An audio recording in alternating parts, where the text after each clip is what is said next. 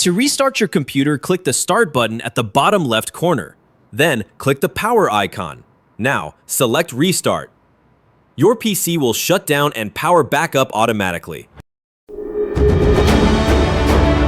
Let's run the dism tool to fix your Windows image. Click the Start button, type CMD, then right-click on Command Prompt and choose Run as Administrator. Click Yes if prompted. Now type this command, DISM space / online space / cleanup - image space / restore health. Then press Enter. This tool checks for problems in the Windows image and tries to repair it. The scan may take a while. Let it finish fully. Once done, restart your computer.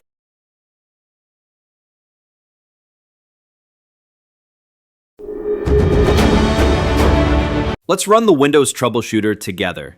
First, right-click on the Start button at the bottom left corner of your screen. Now click on Settings from the menu. In the window that opens, click on System from the left sidebar.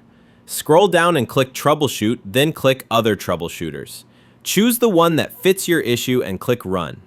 I will choose Audio and Get Help pages opened. Follow the instructions to resolve the issue.